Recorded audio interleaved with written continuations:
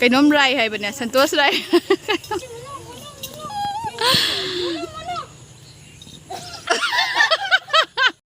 เชื่อมก็มาสิดีมังกยาวเดรบะมันมังกตาอะไรเลยบราฮาเชื่อจำพัฒนาทัดแบบดูจริงเขาต้องมุ่งมาลิบบราสิบ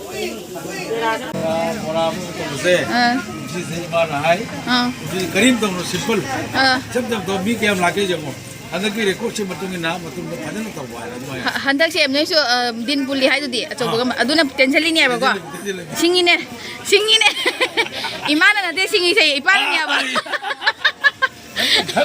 อะเทงมาปาร์ตี้ยี่ห้อมันก็จะเอาเลยมีแต่น่าเหรอสมดาไม่ต้องขายเทงมั้ยบอกว่ามีอะไรก็มาทำเจ้าเราเป็นตัว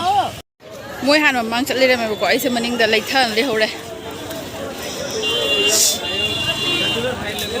ฉันต้องมีแค่ตินเดียวได้ฮะไอ้หุยจะทำอะไรมีเที่ยงมาเลยแ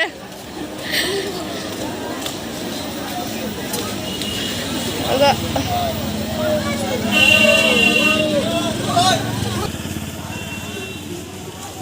ไม่ใช่ดินได้มัมเนี่ยน้อยนั่นเล็กแต่ว่าโปรตัวค่อยเล่มาสักลิมิ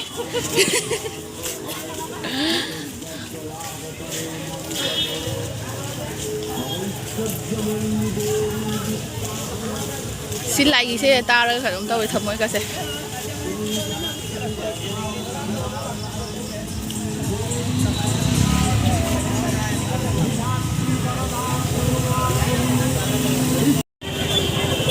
ค่อยวางมาชิมคุ้มเท่าเดียวไปก่อนสินี่มาหาลูกยาเสียงเอาไปทำไมปังใจชนะเลยก็ใครจะหน่วยจะได้โนกรีมารับกินวัตถุชุกขังเดี๋ยวตุ้มจะเลยมีสัตว์เลี้ยงนะก็หน่วยมาขลังมีสิสัตว์เลี้ยงสิกันอะไรมันดีสิผู้สาวบลูอีดมาสมมติเนี่ยตัวเลยสิกลาสระคนกี่คนใกล้จะเป็นลำบิดนี่บุก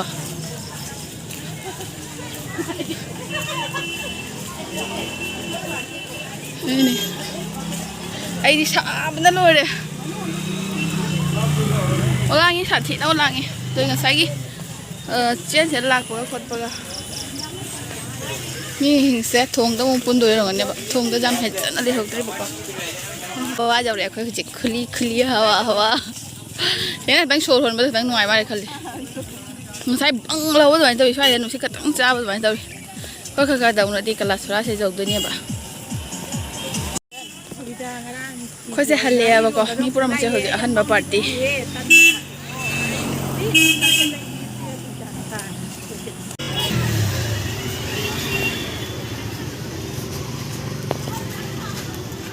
ว่าชื่อดีขึ้นตั้งแต่นี้ยังสุดท้ายดีกับไม่ติดลิ้นเอาอยู่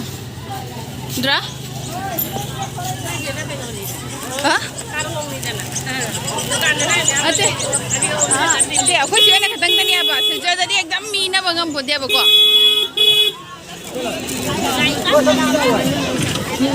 langsung pun tega lain ni mi. Pergi hotel. Orang nara mi am ayu rebo suai tiga. Wah puja tu semua mi tu diloi ni. Malu ya semua nak. Mới mà cùng đi cái tour phải là bài, chứ nó cần những hao cầu dám đó là bài cùng những cái đó thì phải lên được.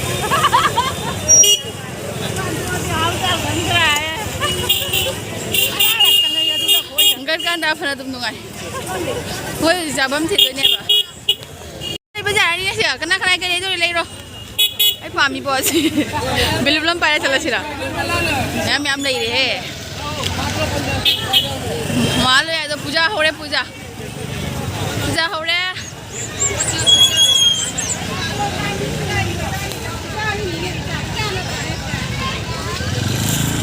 Isagi layu, isagi layu.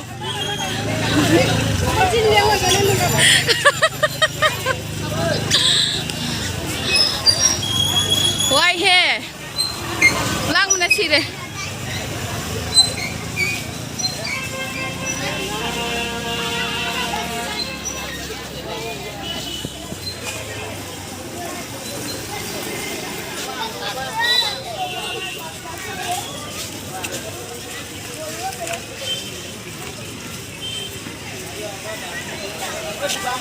Ui khara patharam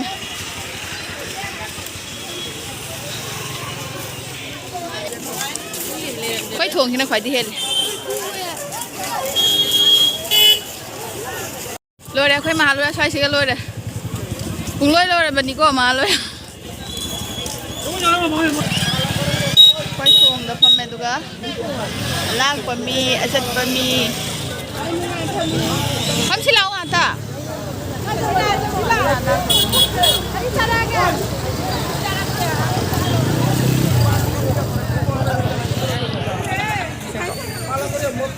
Không đến lần này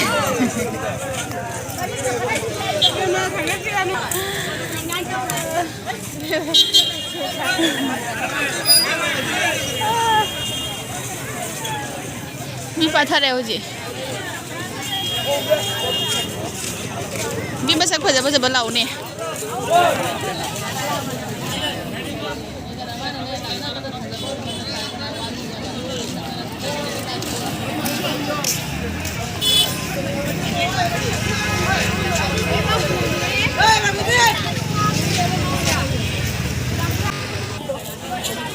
Heroine Oh heroine Miu dia ni apa bisa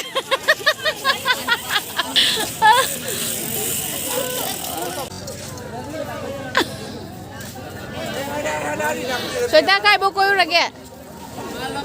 Kai boko yu le Selalu pada ngai ni Noi pada lala ada piu hai tu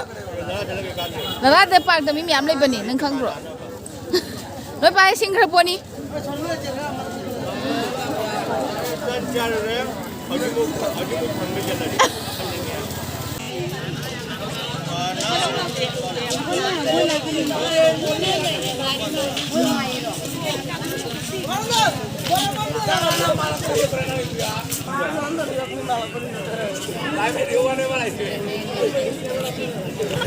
Wah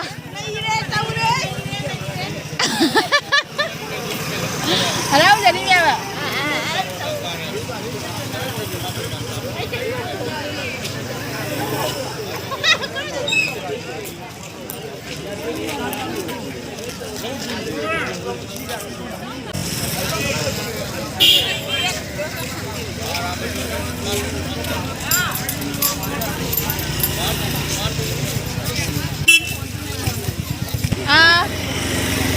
Ganti birthday ni. Hari aku kiat ke tempat tu ni. Aku ni nupi orang kan nupa tu betul raya. Nupi orang kan nupa tu betul raya. Kaide. Kana lagi no. Kana. Bung. Gari bung. Nang bol kadai. Nangi bol kadai. Bol pa. Emma. Gari na pure. Tadi kenapa?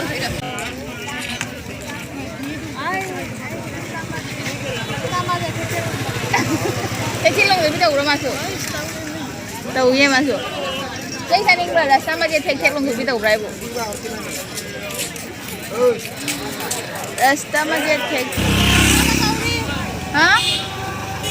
Udah hai dong. Pemaw bro. Kau halan ni. Kau cakap ada nak hujan. Mi khali. Oh hendak dia kalau tahu berapa tan bija berapa kau cawan bitai ni apa sih sih? Lokoi hujan cakap tadi dia gas kar kan ni tu nak somda wei set lagi.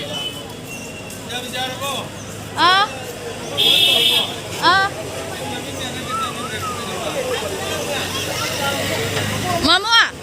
jam cakap kan gas kar kan ni?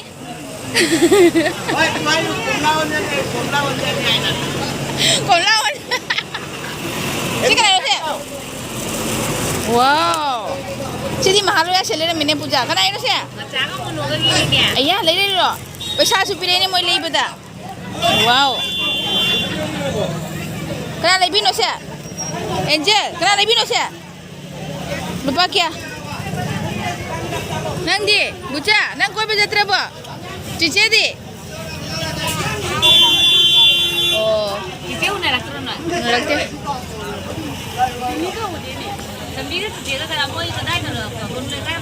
Jangan ni buku saya. Udah yang mana mau kon guys lihat pun. Sumi miak, mamlai. Sini mahal ay kuai dia. Best kan ni saya. Jadi mahal ya. Jangan ya. Sini kerana hali. sini kena hali sini mandu sa sini mau sini macam mana mama lagi mana macam pergi oh mama lagi macam pergi jadi tu lah aku jauh dia mau sini kumpulan iman ada deh kita nak apa muda oh sini mama sini kalau nak masuk ni masuk sini mama lagi sini loh jadi kurang sih sini mama jauh deh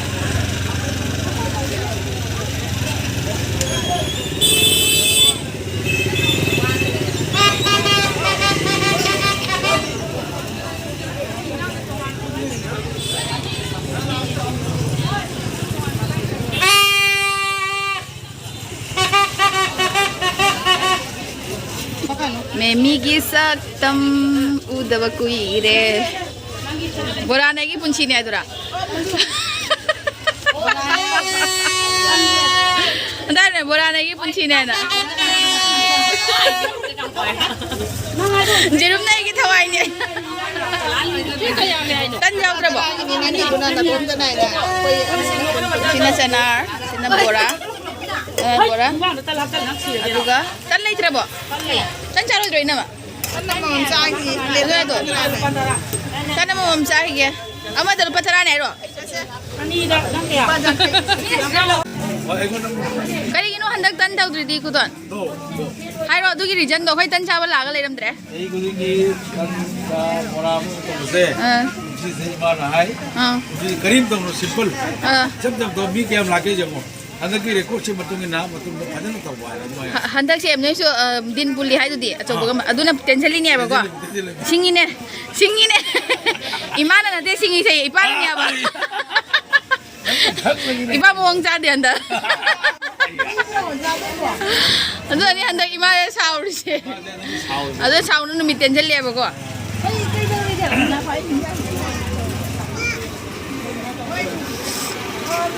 मी से लाकपा लेपते आइमा अखोय ngang ni sidi अखोय ngang du ni sidi झुमका गिरा रे बा कोई भी नहीं हुईता आइगी real कनो fungi अरे तमी काजे बिजनेस तो चलो ना काजे बिजनेस तो चलो ना जेरोम जोरो चलो ने खमरो ने ओए सबेन कोंगी ngasi kana khang kono se mamo bi den ma lai tho wa dei lai chen na pham na sa noi mi ni ram kui kuin chai bo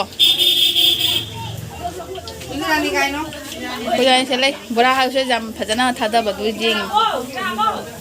hau da mong mali bora se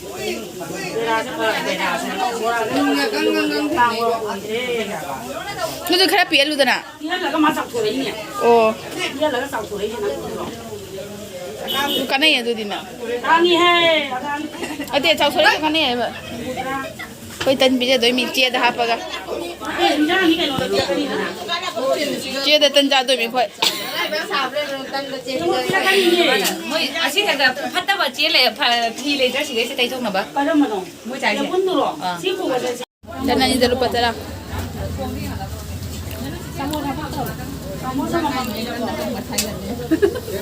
na ngai ngam je hawe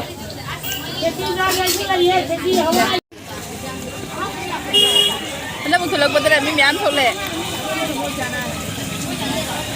ma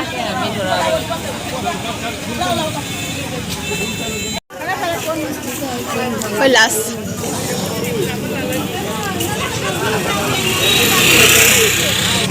Wo siga sutan lai de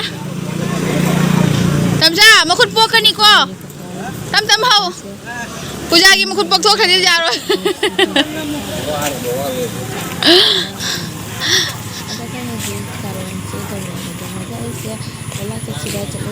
Sab jaba khoi gi mahalo ya siga lo re sum atuka hore na mukko ba sala ne ba ko sigi mahalo ya bija kai jute ba ore bye bye เขาจะมุ่งปากจะได้เรียบก่อนเขาเลยแต่บางทีให้กันละสมเขาเลยแต่วันนั้นแต่สมก้อยยังไงแต่สมก็เขารักษานะก็นี่บุตรเทงเนี่ยเลยที่เลยเตะเนาะเขาจะก็ยี่ปากเนี่ยก็จะก่อนจะจำชัดที่นั่นที่ชอบเส้นเลยที่ color type ที่เราเส้นที่เราบุกยเรียบก่อนเราค่อยเสียค่อยกี่ปากเนี่ยให้ไปแต่ตุ้มหาหน้าแต่นั่นเราไปเนี่ยมาสมก่อนตุ้มอีกสิขัดตั้งเสียมาดีพจักกันตั้มเนี่ยบ่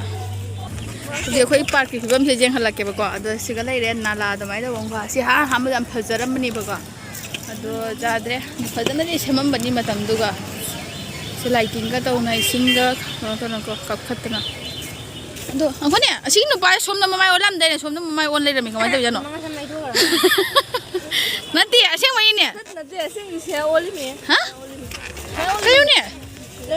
ไอ้กูเคยช้าๆกันเลยสิขนาดนู้นใช่เล็บใช่ฉันตัวสกุมาไรตัวสกุมาไรนี่อีเรื่องบอกว่าดูไอ้น่าหาดีไอ้หนูป้าเช่นน้องปุ๊กกันว่าแต่ชมแต่น้องปุ๊กลมแต่อ้วนมาเลยเขาเลยดูมันน้องจุดแต่อ้วนเลยละแม่เพราะนั้นแต่น่าเรื่องบอกว่าดูเขาจิ้วจิเกโอ้ยแบบปากที่คอนดิชันเนี่ยบอกว่าสิก็จะล้วนเตะยาเดี๋ยวคุยกี่ละลายปากเสียกว่าแล้วสิก็จะหลักนึงเดี๋ยวต้องปูจาเดี๋ยวดิฉันจังมันเนี่ยบ่ดูสิสุดยังเสียงตัวพี่ตัวน่ะเช่นพี่ตัวแบบปวดอะไรเสียล้วนเตะตัวน่ะตัวน่ะคงนางความพี่ก็เขาจะเล่นเนี่ยสิก็กี่บุกใจเนี่ยนั่งคงนางความพี่เขาจะเล่นบอกว่าเดินหันครั้งนี้ฉันนองสุบานีนะอาจจะสิก็ขนาดเท่าไรให้ดิสิ่งเลยบอกว่าสิ่งดูสินะเนี่ยคำบัมดอกดูสิก็ช่วยนมเลยรำปนเนี่ยไล่กุมบ้าก่อนมีไล่กุมบ้าตรงนั้นเราดูมากุกกติสิ่งนี้มันหัวจิ้วจิ๋วอะไรกันดิฉันจะก็ชิคกี้พายคุยกับมันนะมาปั่นตะกี้มีมาลากะคุยก็รู้สิให้น้ำปูบัมดอกคุยมองจำจ้าดีบอกคุยบัมเลยแต่บ่ายกันละไอ้ใกล้แบบพกบอกเซมบิดาบันนี่สิไอ้คุยกี่กันว่าสินะพัดตาบักกี่เซมตาบันนี่บอกสิคุยนั่นดิเซมมันกำเดียวพารีบสกัดฉันนะตั้งยังฉันนะเซมมาดิตั้งดิอะตัวมักเจ้าตัวอุรุเขาเลยอะยังไงไอ้นุ่งไอ้ที่ตาบอกสิฮันหกแบบพัดเจ้ามันมันตัวแบบएकदमเซมบิดเรียบสิคุยกี่กันว่ามาลาเตียบสิปูริบมาพัมดูกินมีตัวน่ะเซมตายตัวน่ะเจ้าบัวตัวน่ะก็สิกิดมักตัดฮันนักต้มไรปลาอะไรเงี้ยมันตั้มตัดสิมันบะปากนี่บะก็สิอินสัลตัวอยู่เตี้ยบะก็หัวจิ๋วโอ้ยบะกต้มไรนะน้ำชีน้ำมาน้ำกินน้ำชีฉันโอ้ยสิหัวจิ๋วมายามกี้กันโอ้ยบะฉันจังน้ำที่ใบยันบัมสิอุโรกัสเสียเดี๋ยวอะไรสิสิกัสเสียพัดจะน่าเสียงดกตะนาวไว้ทิ้งเสียท้ายกันละตัวเลี้ยนให้กันได้ดิฉันเดี๋ยวจุ่มลงไปเลยสิสิคงเดี๋ยวดูก็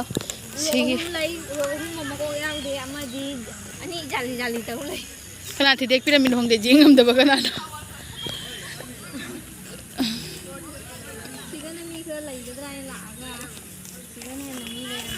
ชิ้นนี้บุกว่าสิ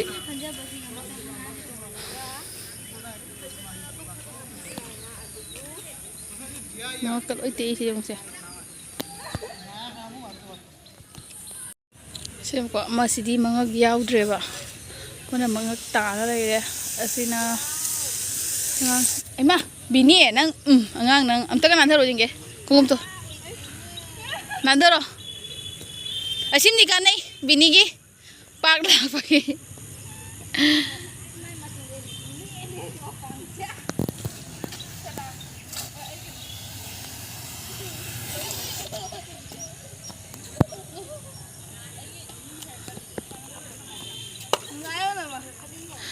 ไงหรอสินี่มีอะไรคุยปากก็ยังคุยพัมเลยเตะปูจาตัวสุดเสียตัวมาปูจามาทำตัวที่เกี่ยวกับครั้งเดียวนงสุดแล้วก็ดีกว่านงสุดแล้วก็ชัดที่นั่นนงไงหรอตัวมีน่ะปากนี่ปากเนี่ยปากจบุกทะเลปากจบุกทะเลไอ้เสียไอ้ดีกว่านงไงหน่อยครั้งบางคำเดียวก็คุยนงไงบางครั้งแต่บ่ายกันจ้ะตัวยังคุยบินนันตัวเนี่ยบ่บินนันคงกุบกี้กริปตัวลอยฉันนะบุคคลเนาะนั่นที่ตัวมีเนี่ยจุดปากกานี่ตัว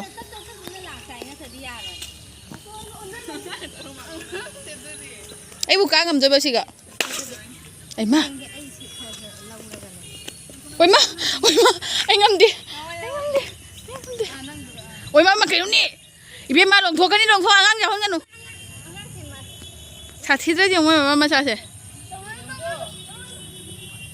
ไอ้มาชุมาชาชุจะมาไหนเนี่ยอย่า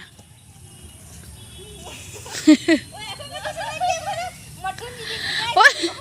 นั่นเดี๋ยวไอ้ฮันเดอร์กว่าจะมาทุนกันเขาจะล้มเดี๋ยวโอ้ยหัวอะไรนะมาบ้า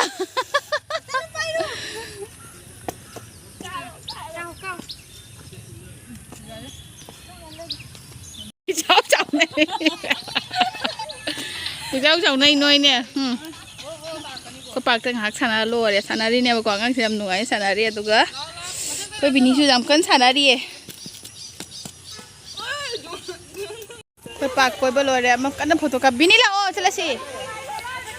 bạc xem không sầu ý cô có cái hạt tí đây đẹp cô hậu dịch thuộc lẽ thuộc cái sẽ là cái bung tê mà khai ta đẹp cô có chị nghe chị gì mà cô hôm nay nó pi cái nó bao nó đi nó ba đi nó pi sẽ cái làm bữa này nói khác đi nào si nó pi sẽ cái nó ba sẽ nó đi nha bác sĩ cả không có lạc ngang như thế nào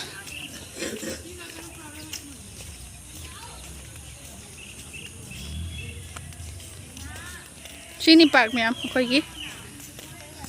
siya tek cái ta lại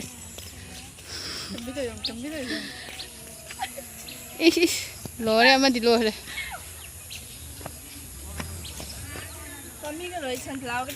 sunflower sẽ cần mà sẵn nín rải mà tầm nó tre hải địa nó thật à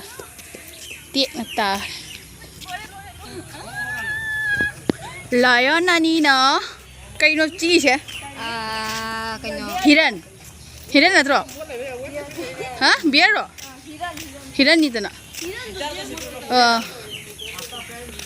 anh là biết rồi tại si hồi trước kia khơi cái park cái condition là si nè bà con mấy em rằng là mà khắc sạc gai bây giờ đuôi hôm nay bây giờ lấy xe đồ xem bagi cái nó đi lấy tiền condition đi anh khoai đấy confused vậy si hanu bây giờ xôm nó mai online làm này đồ hồi trước xôm nó tụm online rồi không thì anh sẽ ngao đấy mà brain chỉ cấp thôi chậm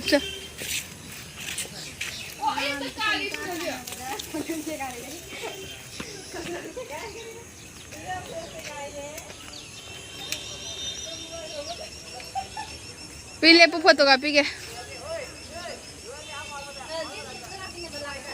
ôi bây giờ qua khách khi mình ăn cái đi tự chưa quay chân bị lại from đây nè bà có gì kia nụ bơ gì cả cái nôm rai hay bên này Santos rai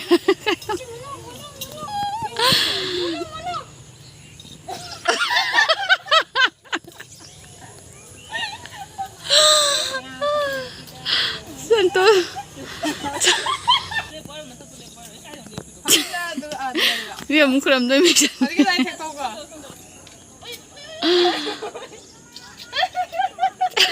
foto ka pa lo kram ba sulo re do hanu ba sine soi da yon tau ra ni ais ama si lo re tauri ama pele si machine manau he ta hum khak da mi gi nong sa gi maning da ka chen da mamai do salam ma di tarak no ne no bai ni pop to mi ko thuộc lê mà có tiền tôi sẽ là cái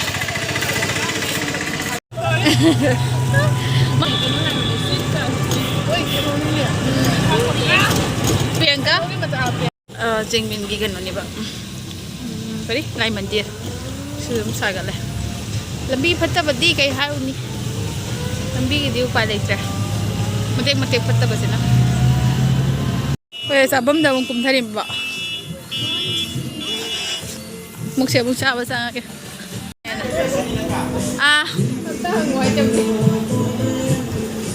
coi trả đi mi gì vậy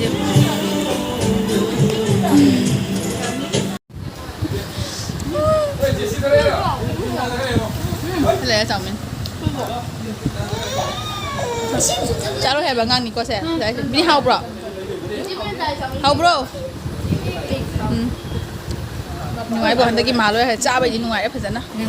Ado mi na cha ba ta video thang ni ngai tra ba hai dei se. Nam hau ai tan.